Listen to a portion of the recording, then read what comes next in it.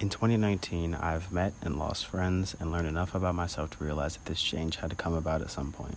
George Mason has been the best thing that's ever happened to me, and most of the people I've met I intend to be friends with for a long time, and switching my major was one of the best parts leading into this summer. It only foreshadowed how my summer was going to unfold in front of me. Every time I think I have things figured out, something would change in my life, and it wouldn't be anything minor. And I'm learning to just run with it.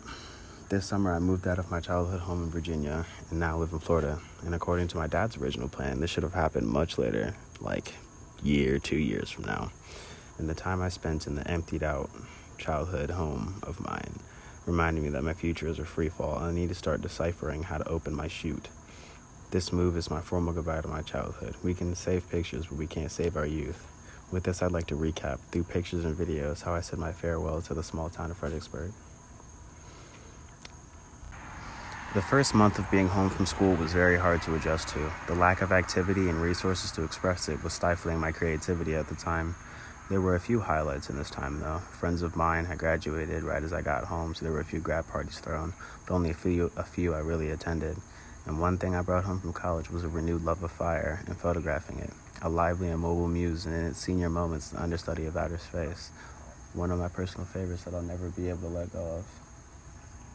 Next up was the relapse into my runner's high addiction. I knew my old neighborhood like the back of my hand and always took pictures at the entrance to it when I would finish a run. It was one thing that never failed to remind me that suburbia was beautiful in its own right.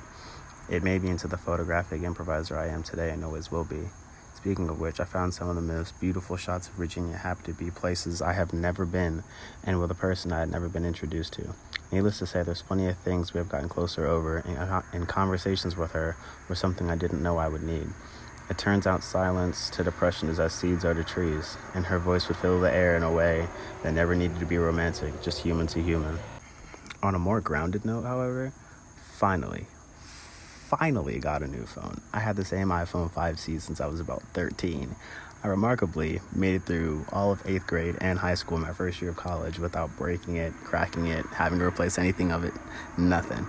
It had been just as much abused and run through the ringer as literally anything else I had owned, and I sold it for all $5 it was worth this summer and finally upgraded to this ruby red iPhone XR, which I happen to love a lot and record for now.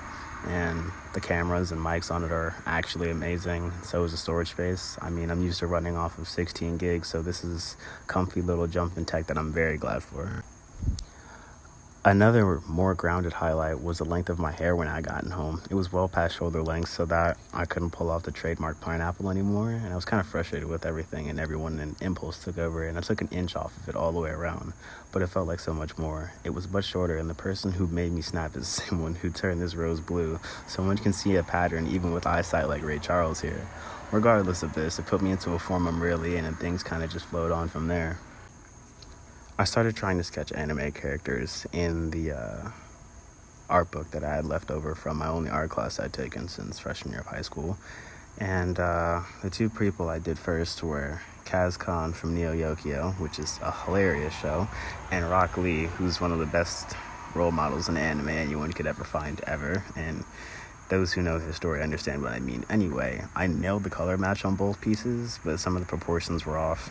I mean, that's all part of the process of getting better at drawing, and I know with time I can nail this just based on how far my painting has come in a few years and after what little art classes I've taken at GMU, and this train isn't stopping now or anytime soon. So if you're watching this video, it more than likely means that you either know me personally or follow me on some form of social media, and that's probably how you found out about me making them. I only recently got back into a bit, but honestly, writing and filming and painting all together have really redirected my time spent during the nights I already can't sleep. And this is being recorded at one of such nights. It's almost 1 a.m., 12:46, and that insomnia still lingers on many a night because I'm cut off from so much. Intense FOMO beats out most of my will to put myself to sleep. The one thing that quelled it was traveling. Luckily, we took a trip to New York as a family around the time my FOMO was peaking. Last time as the Virginia Duns, and a chance to tell everyone goodbye for an indefinite amount of time. We stayed in downtown New York, which is always cool to see, like taking pics with my grandmother in front of the Empire State Building. was kind of cool, but taking a city bus back to Harlem and seeing the pool and playground that my childhood summers had been spent on had been renovated really cemented that my life has to move on now. My cousin just added to it because she's almost in middle school and she's already more famous than I am. Upon the return to Fredericksburg, some hearkening back to high school materialized in the form of an old chem lab partner.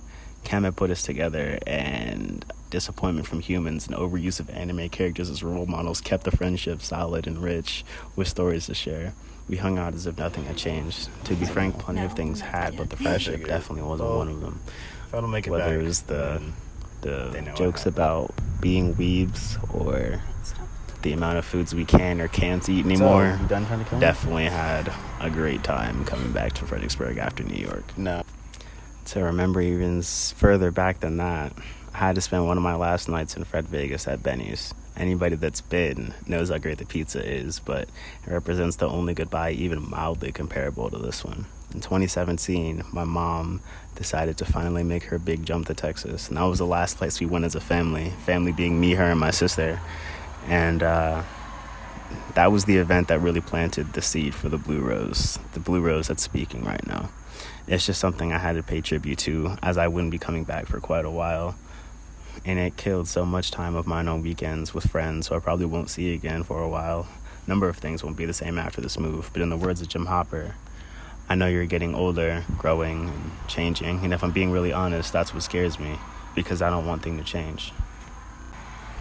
Leaving the place where I grew up hasn't really set in yet, but just like Jonathan Byers, all 17 years of my life packed up in a day, and now it's all gone. No take-backs and no do-overs. The place that housed so many great memories, like taking my training wheels off or learning to play basketball in the cul-de-sac with my dad, who had the nastiest mid-range jump shot of everyone ever in my family. But I digress. Graduating from the same high school as my two older sisters, my cousin having her first barbecue rib and witnessing all of the Dunn Blake house parties and birthdays. Last night I slept in that house, 7305. I showered in my dad's bathroom for the first time in nearly a decade and noticed my growth. My stepmom has a habit of making the comparison that me and him look like giraffes leaning down to sip water when we wash our faces in the sinks. And now I really see the comparison. I had noticed my growth. And the sinks were knee height now.